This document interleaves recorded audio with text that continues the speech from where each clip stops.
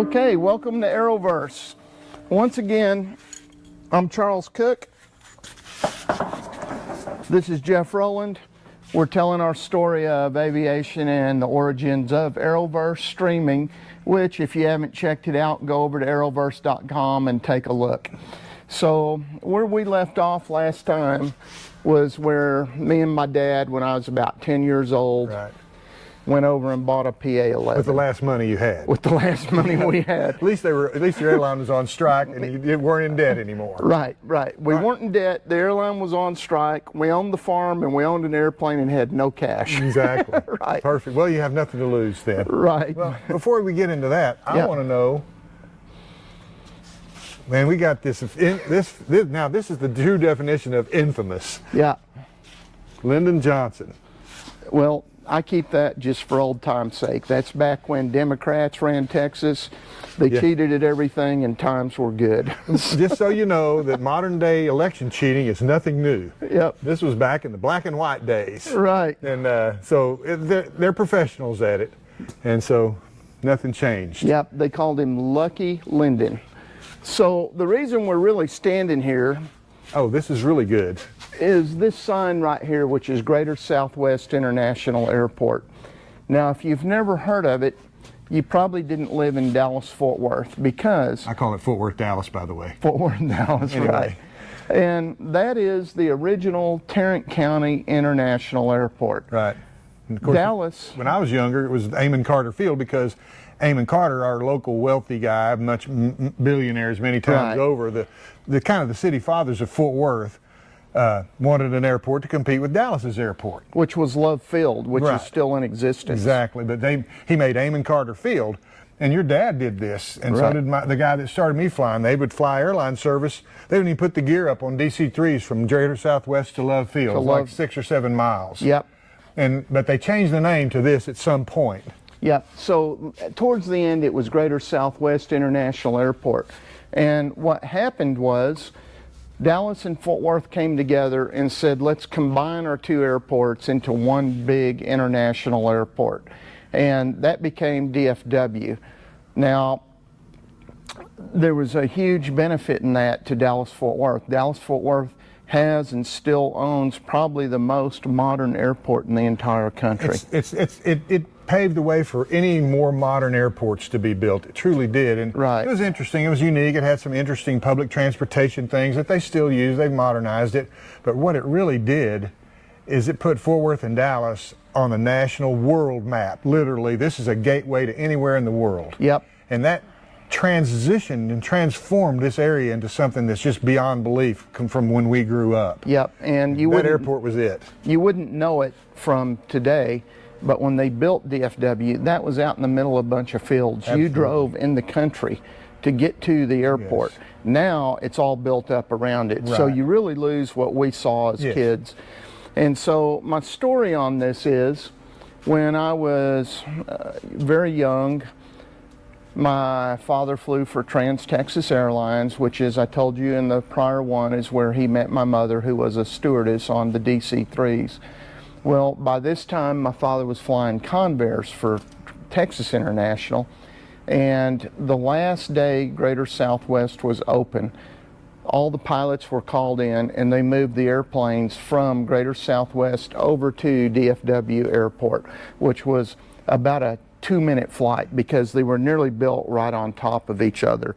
Well, when they did that, my father and whoever he was flying the Convair with came and flew over our farm at 500 feet and did a couple circles, and then flew over and landed the airplane at DFW. So I recall that, and I kind of keep this sign just because I remember all the build up, the move, and how proud the airline was to be going to this bigger airport in their Convairs. For a long time, it was the largest airport in the world. It's around 18,000 acres. Now, they built some bigger ones since then. Denver's one. Right. But they found out the space around the airport's really a good thing. It keeps the skyscrapers away and all that stuff.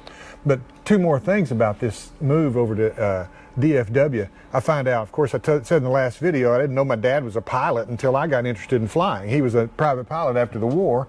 And then he told me, he goes, oh yeah, when they opened up Amon Carter Field, he goes, I saw this airport down there, and he was flying a Cub, no doubt. Yeah. And he goes, I just went down there and shot a landing. A bunch of guys came out and ran him off. He goes, I think I was the first black marks on the airport. I'm like, really? Yeah. And so very likely. And he said they ran him off, and that was that. Yep. And the other thing is, if you're driving to DFW Airport today in the south entrance, as you get ready to take this big sweeping exit to get you into the airport, look to the left, and you'll see remains of the runways and the taxiway.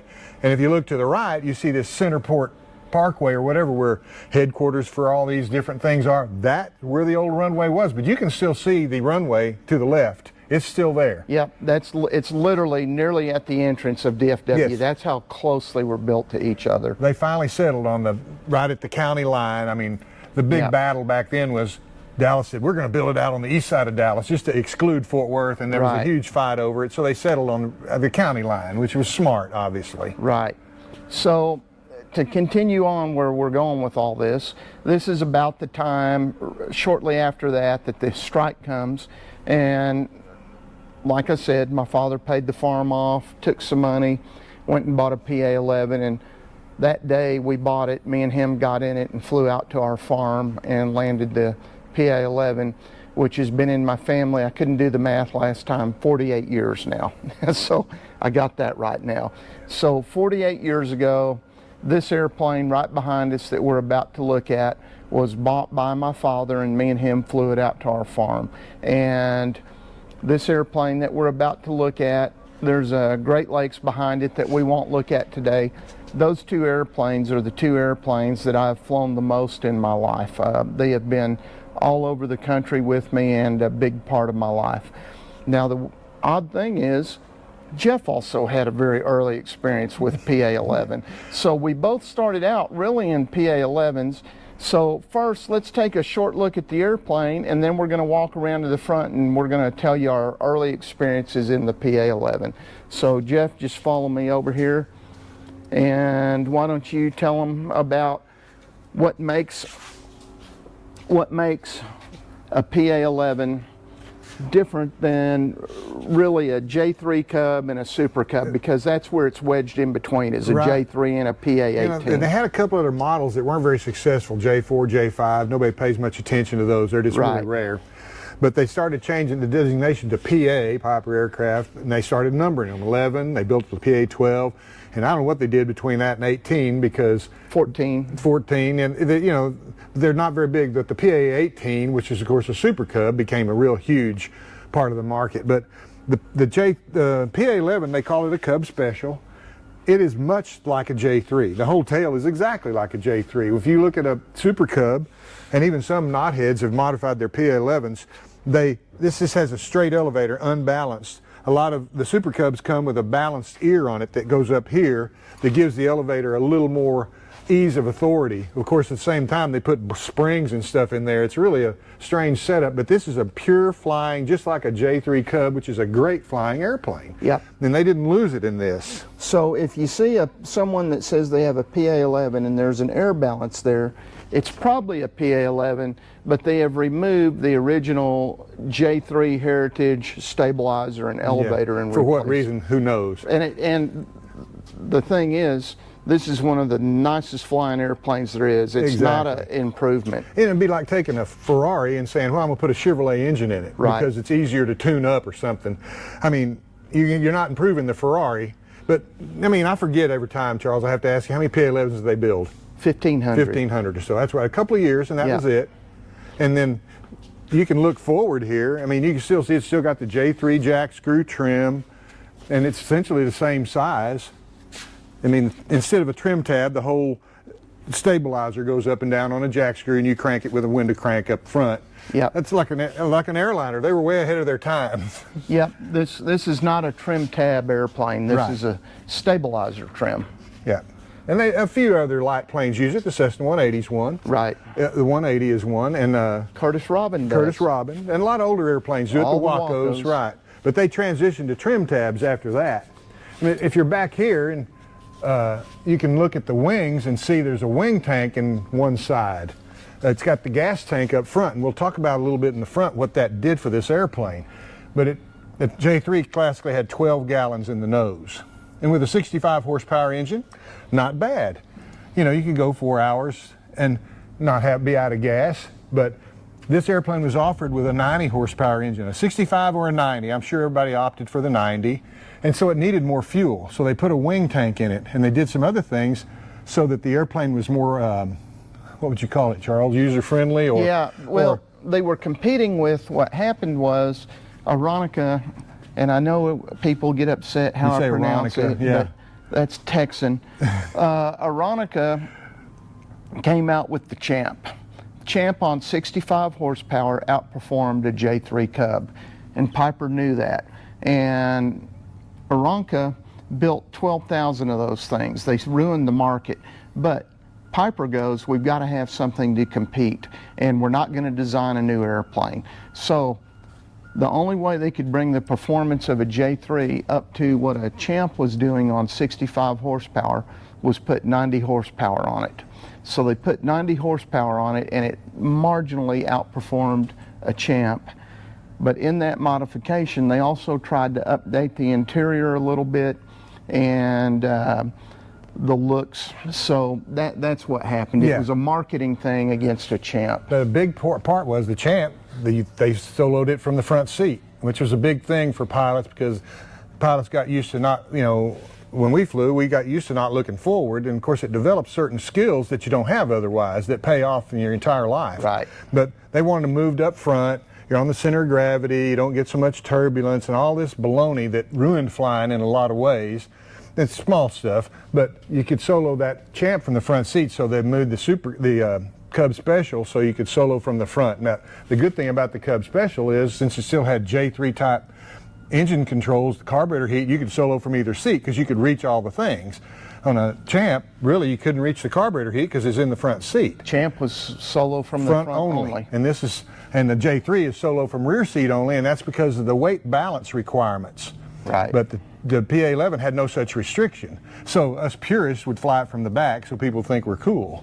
And or from the front. But if you fly from the back, it goes faster because you got a better CG for speed. Yep. I mean, when you're going 65 and you can go 67, you do it. Yeah. But that's why you can tell a PA-11. Now, Super Cub will have a wing tank in both wings, and a lot of J3s, they up the engine power and they'll put wing tanks in them as auxiliary tanks. But the main tank on a J3 is still in the nose. No. Oh, on a J3. A J3. On this one has no nose tank. PA-11 only has a wing tank. One. And then it has a little 2-gallon header tank. Right, where it feeds the engine. That's correct. Exactly. And if you come up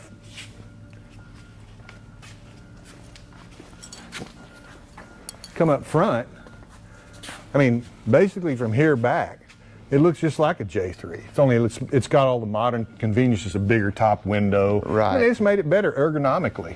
Yeah. And did yours have a fold seat?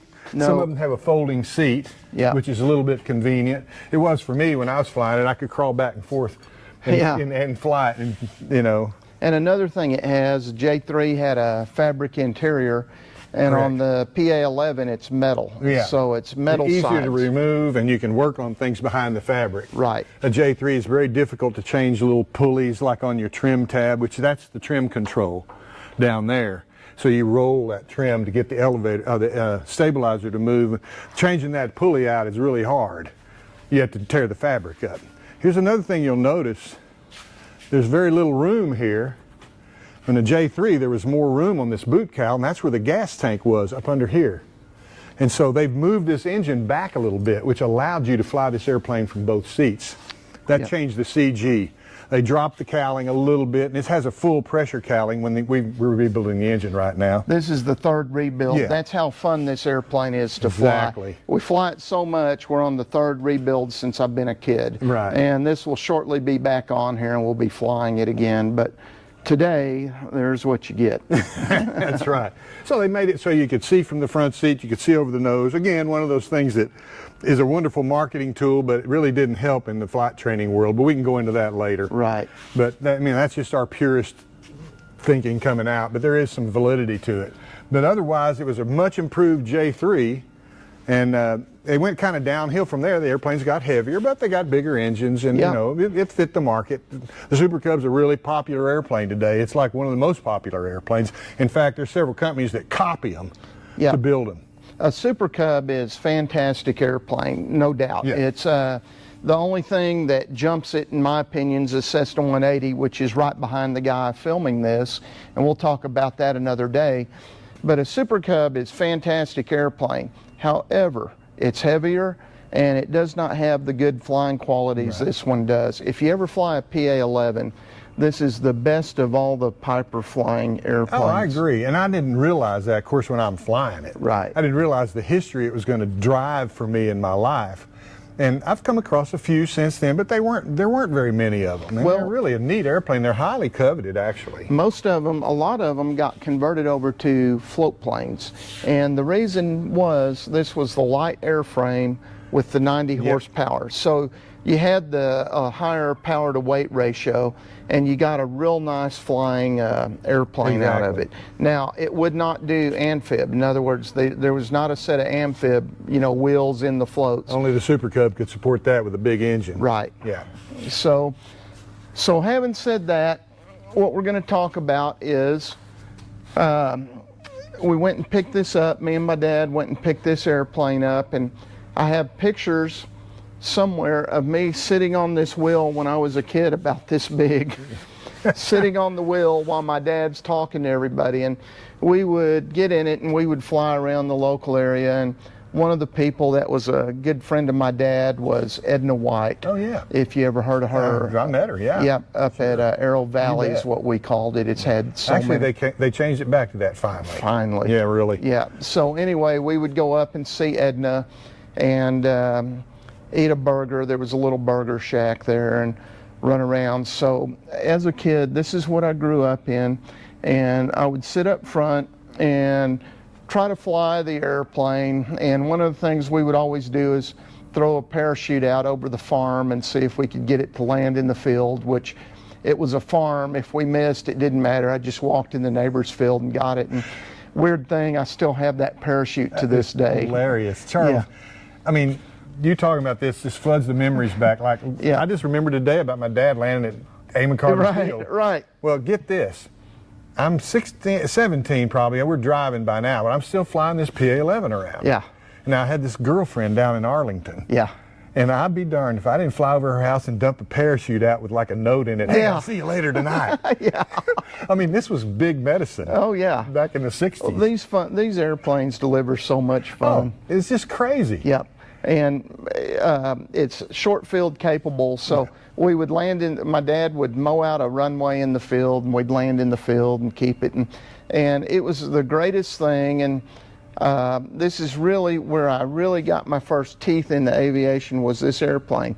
Now, the strange thing is, for me, the airplane ended up out at Ranger, which is where my father learned to fly in a hangar. So right as I came to age to really learn to fly, the airplane left our field and went out to Ranger to be stored. And I'm telling you that because we'll get into it on the next phase of this story when I get into it.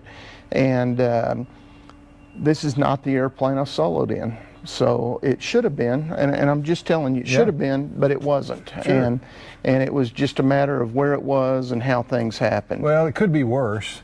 I mean, I was lucky I did solo in a PA-11. Right. The ultimate was my son soloed in a real J-3. Right on. With the old Lycoming engine. But David Martin, who learned to fly, we'll talk about him later. I mean, he learned to fly in a Fleet and all these great airplanes. He ended up soloing a Cessna 150. He goes, I still have to live that down. Yeah, yeah. At least it was a 150 Aerobat. Yeah. But his brother's out flying with me. He goes, dude, you should be flying by yourself. So it wasn't real legit, but he's like, oh yeah, I wish it was a Cub like it should have been, or a Fleet. You did solo in a PA-11. I did. So why don't you tell them about that? Well, that was that thing where, again, I took my first ride. Mr. Wright said, come over, I'll give you a ride, and he didn't. His daughter did. Well, subsequently, I took a couple of lessons with him, and I flew around some other guys, and they let me drive. And this one day, it just clicked, and then he finally put her in charge of training me, and she comes back and goes, Daddy, it's like he knows what to do. I don't know what to do. He goes, well, turn him loose. Yeah. And so she did. She told me on like the next flight, and I remember that was that day, December 14th, that lit up my career and everything from then on. It was a special day. But yeah, this airplane, I mean, that was the first airplane I took a ride in, and it hooked me totally. Right. And I flew it all over the darn country. Yeah. He just was very, very generous with me. So I got a lot of flying in it. Then when I moved on out of high school and stuff, I didn't see it much. It did enter my life again, though. Oh, wow. And of course, me and Charles, when we interacted, when I let him fly my Bucher and he had the Great Lakes by then, I said, yeah, I learned to fly in a PA-11. He's like, wow, here's a guy that knows what that is. Yeah. You know? Well, nobody knew really what it was. Not many people knew what a PA-11 is. Exactly. It's kind of like a monocoop. Right. You go, hey, a monocoop. Well, there's only two people. You don't know what it is, or you know what it is. What it is. Right. Exactly. And PA-11 was the same way. Is, oh, it was a Cub, or, oh man, that's Cub special. Right. And that was kind of the line in that, and still is to a point. Oh, I agree. And you know, they go for a lot more money than like even a J-3 because they're just so rare. It's just a market-driven thing. Right. Well, it's kind of interesting that years later, well, David Martin, again, he was up in like F-16 school or something in Oregon. Yeah. He goes, hey, I bought a PA-11. I'm like, sweet. Yeah. I'll come up and fly it back with you. So we spent 3 days flying from Oregon to Texas in this PA-11. Right. And he's restored it since then. He still has it.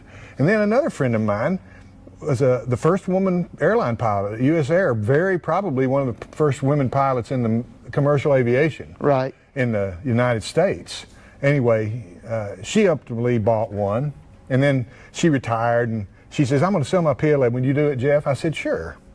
And so I got it to my house and, you know, didn't have to do anything to it, just annualed it and advertised it. And then a young man bought it from Hays, Kansas, Harold Cryer's son. Oh, no way. I think it was his son or his nephew, something. And his last name Cryer. Right. And he's going to restore it in the name of his father, who, of course, flew one, but he had a unique aerobatic history and built this real special airplane. It's still up there in Hays, a Cryer craft, copied between a Great Lakes and a Bucher. Right. And it was for competition before the biplanes were phased out. But it's up there still, and that was one of those 10 airplanes I flew to Rockford with that time. Oh, right on. When I may have told you, when I flew my solo cross country at 16 to Rockford to the big fly-in, it's now Oshkosh. Yeah. The Cryer craft was that airplane, and it was in that bunch, and I ended up selling it to somebody in his family. So there's a little tie. Yeah. Well, I've noticed, you know, a lot of the old, big, epic aerobatic guys, if you really look in their history, at some point had a PA-11. Oh, that's right. Charlie Hillard. That's it. That's right. And I think the reason was the 90-horse engine on them. Right. Right. Absolutely right. And it's a small world when you get to thinking of things like that. And then I'll be darned if there's not another weird PA-11 interaction with me. I took my Bucher up to a guy one time. He was putting one together. He wanted the angles of the tail and stuff. I said, well, I'll just fly it up there. And I just happened to look up the N number of the old PA-11 I flew, and boy, he owned it. Yeah. And so I called him. I said, I can't believe you have that PA-11. He goes, yeah, I sold it yesterday. It's gone to Florida. I'm like, darn. Yeah. But it's been in this area since then. Yeah. So it's such a weird world. It's such a unique part of Piper's lineage that they really have their own story. Yep. So there's the PA-11 introduction. This will probably enter into this more than you think because I have so much flight time flying this airplane as a kid. But right now, in the timeline of where we're at, here's where this is really working out where, this is where I was. I was 10, 12, 13 years old flying around with my dad in this airplane. Jeff was soloing in one, and those were both happening about at the same time. So that's where we're at. We'll pick it up again in the next one. Thank you for watching. Come over to Aeroverse if you want more of this stuff.